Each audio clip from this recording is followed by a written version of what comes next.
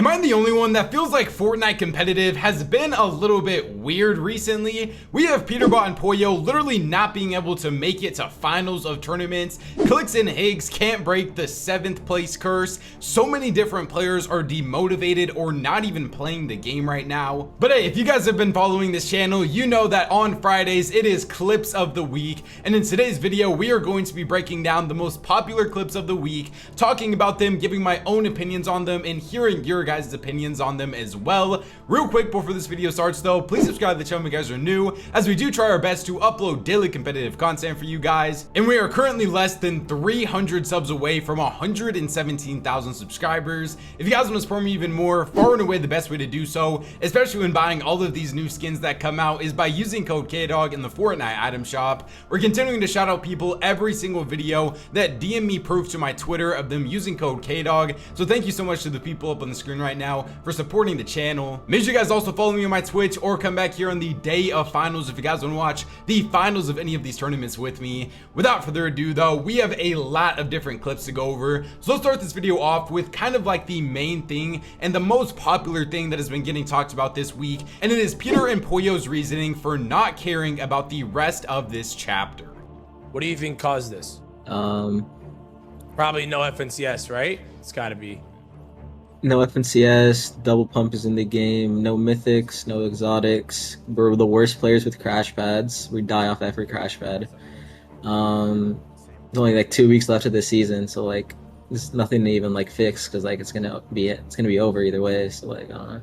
Now, we have shown that clip before on this channel, but now that I've had a couple of more days to really think about what they're actually saying in here, especially after we saw them fail to qualify for the Cash Cup finals, which I don't really think any of us necessarily expected, I really did start to think about what Pollo was saying, and he explained how things, like since there is literally only one more Div Cup next week now, even though they are playing so bad right now, they already don't really care about the game, and so why would they care about fixing up their mistakes to try to improve on them, since the entire meta is going to be different next season, and then even after the month-long Simpson season we have, we're going to be going into a completely different chapter. So I do kind of understand it from that perspective. Obviously the main reaction in response to this on Twitter though was that Peter and Pollo, and Peter's just coin bot. Peterbot can't IGL anymore. He has no clue what to do when he doesn't have the best loot in the game. And we also got Clix's reaction to this clip right here, and this is what he had to say about it. I'm not even trying to rage bait, but like when he was winning, when he won back-to-back, chat, when he won back-to-back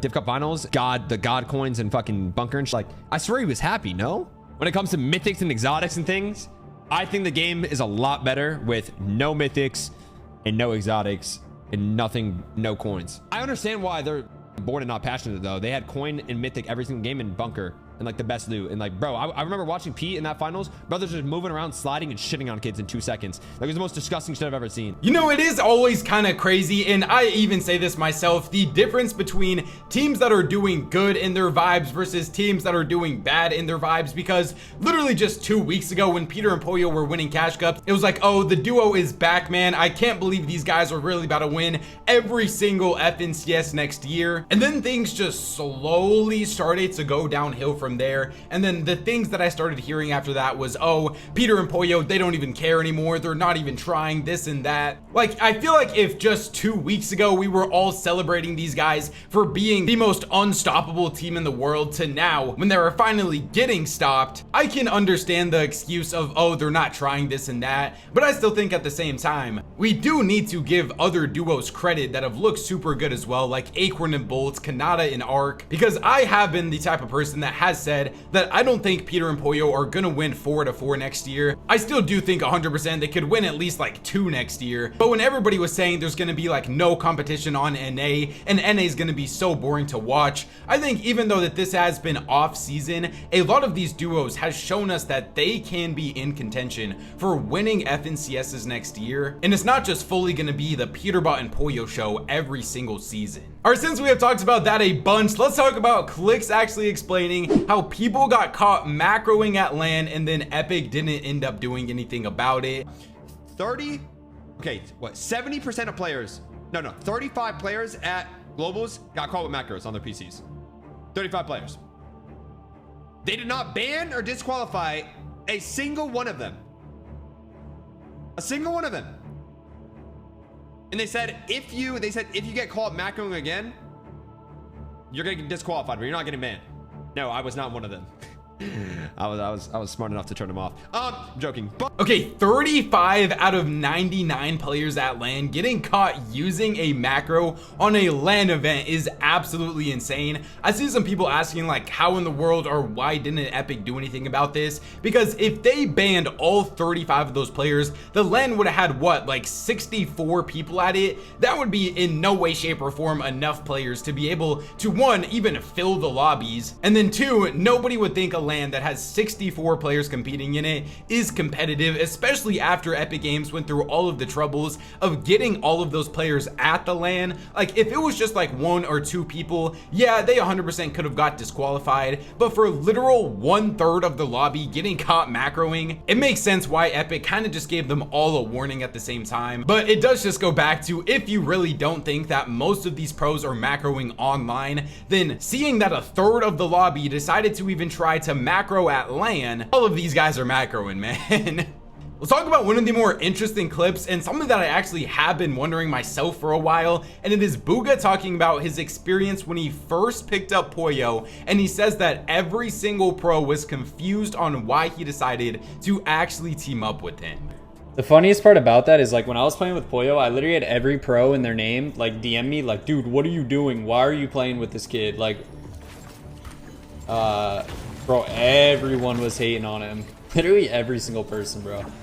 I don't even know if I should say this. I mean, does it even matter, bro? Like, I even had Dig asking me, like, hey, like, are you sure about this guy? Like, are you sure you want to queue up with this guy and this is like your best decision going forward and shit? And I was just like I was just sitting there like, I don't know. It just made no sense. Like, I'm not able to just make like my own decisions almost. Like, it just felt weird, bro. Now, it's kind of insane that literally his own org was even DMing him, asking if he thought that he was making the right decision of playing with Pollo, because Pollo at the time was a super underrated player, obviously nowhere near on the caliber that he is at right now, but it really does just go to show that there is so many underrated players in the game right now, and all they really need is a chance. And yes, granted, a lot of these underrated players, a lot of them are never really gonna end up amounting to much in Fortnite, but there is always a dime a dozen, and Pollo was clearly one of those players. And so I guess it's always just going to turn out to be a what if scenario now on what if Bugha decided to just stick it out with Pollo. How would have both of their careers and years finished after that? Because that literally would have spiraled to like a whole separate domino effect,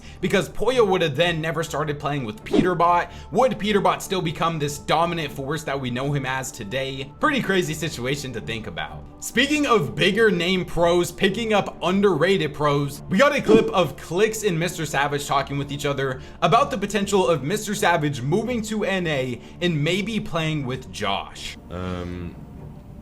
Maybe I should stay in NA. That would be fun. I feel like you could get a good duo in NA. Bro, oh my god, you and Josh Riley. Yo! Josh Riley? You know who that is? The kid I bought a PC for? Yeah, actually, like, on the come up. Bro, look, he just won. Oh shit. And he got third in duo. That was, on God, that would be a good duo. I swear to God, that would actually be a good duo. Josh would IGL? Yeah, but Josh would stop IGLing for Savage. Savage is he a good fragger? Okay, now the caption of this tweet that I saw was a little bit bait. Obviously, this was just them like throwing out ideas out there. Do I think that MrSavage is going to move to NA? I mean, there's a possibility of it if he gets a good duo option. How do I actually think him playing with somebody like Josh could go? I think Josh would be a fun option to see MrSavage play with. Josh really has just started to come up over really the past like 2 or 3 seasons at this point. And Josh, for the first time last season, also really got his first opportunity at playing with like better, higher up tier of players when he played with G Money and Rise. Of course, they were just so close to being able to qualify for LAN, but they weren't able to do that. And Josh is now playing with another underrated player of Void. Something with Josh though that also just makes me so excited for his future is Josh has transitioned into a fighting IGL now, and he literally just placed 4th place in his first Cash Cup Finals IGLing and got the most elims in that tournament as well. So obviously him playing with MrSavage is a better teammate option over Void, but I also don't really know if it would like stunt his growth as a player if he stopped IGLing now, because dude, getting 4th place in your first Cash Cup finals while getting the most elims in it while playing with Void, who is also like not the craziest known player or nothing like that. Void also though was playing with Booga, if you guys remember a couple of weeks ago. So I mean, maybe Void is also up next now at the same time. We just talked about Booga and Pollo. Is Void gonna be another one of those similar cases? But yeah, I mean, I think Josh and MrSavage would be a super cool duo option, but at the same time, I don't really see MrSavage leaving EU to come to NA and play with Josh. Like, I feel like the only real way Savage would really want to move to NA is if he legit either had dead 0 teammate options on EU, or if Clix decided that he would want to play with Savage. So it's definitely a fun discussion. I just don't know how likely it actually is. Or let's show a clip of Aussie Antics saying that if Clix did not stream, he would have won in FNCS by now. Like huge things now, doing a Roblox channel, like you put all that time back into comp Fortnite, you're obviously gonna be better. It's just undebatable.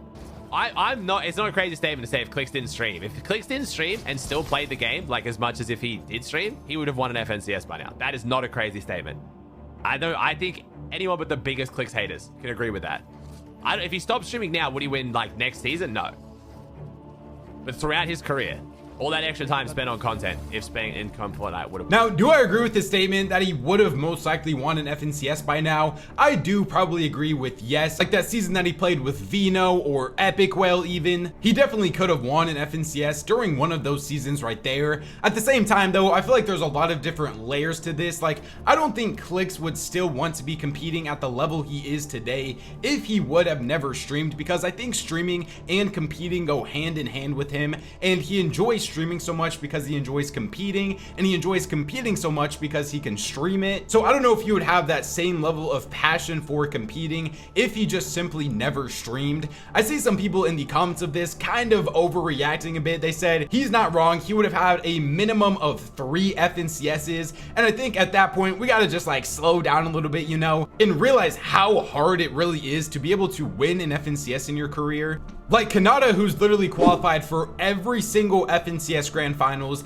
and I feel like has always been around that same level of Clix, has only won 1 FNCS ever. And so do I think Clix would have won an FNCS by now if he didn't stream? Probably yes, but I don't think it's to the level of people saying he would have had like 3 or 4 FNCSs by now, because there is also just so much more that goes into winning an FNCS besides simply just streaming and stream snipers. Let's actually talk about an interesting conversation that Clix had with one of his fans, and he said that he ended up dropping out to become a Fortnite pro like Clix. I dropped out of school,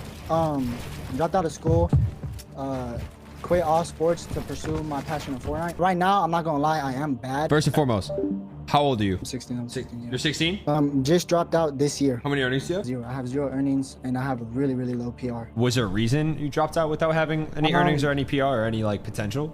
To be honest, it's because me and my mom were already talking about it before. She just basically supports me 24/7. I'm like looking out for you. Like if you have no earnings or no PR or I get, yeah. Like is that like the best? Is that the best idea? You're putting yourself in a position where there's no like plan B. Booga said this. I gotta remember the saying. Stick to plan A. Basically, if you have a plan B, that means you don't even believe yourself in plan A, right? Yes, exactly. So that quote right there, I'm gonna be completely real with you. It's a very dumb quote. You're talking about professional Fortnite. There's 0.1% of people that try to become pro in Fortnite will become pro. It is one of the hardest things to do. I just want everybody to know real quick. I dropped out of school when I made $170,000 when I was like 13. He said he took he took my fucking advice, but like, guys, I never dropped. Like I dropped out because I was so self-motivated that I'm gonna make it because I was already this close to it. You can't just drop out of school when you have 0 earnings. Okay, now I'm not gonna lie, if this clip is real right here, and then this dude in the clip is also being 100% for real, dropping out of school at 16 years old with 0 earnings to become a pro in Fortnite is I don't even know what to say about that. That is honestly insane. Like, I feel like, you know, if you want to like pursue your passion in becoming a Fortnite pro, that is obviously like something that so many people want to do. But I don't think that trying to become a Fortnite pro, especially when you have zero earnings, is worth like fully dropping out of school for. I mean, we see pros all the time now move to Dallas, do things like that, but they're still doing online school at the same time. So I'm not sure if he said he's like doing online school or if he's just like fully done with school. But at the same time, I don't feel like completing high school is that difficult that you need to completely drop it in order to pursue your dreams of becoming a Fortnite pro. Like, even in the extreme cases of like Clix doing it, and I even heard Peter dropped out when he was like 15 or 16 as well. These pros already made literal 6-figure income from competing in this game, and they clearly saw that they had the potential in themselves from what they have already accomplished. If you have not accomplished anything in the game yet, especially with how the prize pools are now, like, could you imagine being a person that drops out of school, grinds every single day to play Fortnite, you end up making a grand finals for the first time, but then you place 45th in your first ever grand finals, and you made $0 still. Like, the prize pools nowadays in Fortnite especially, they're just not good enough to be dropping out of school at 16 years old. I don't know if that guy was being serious, if that clip was real or not, but hey, that's just an insane situation. I want to next show two pretty cool like 900 IQ plays from Arc, and then a crazy off spawn as well. He's gonna box him. Watch this, watch this.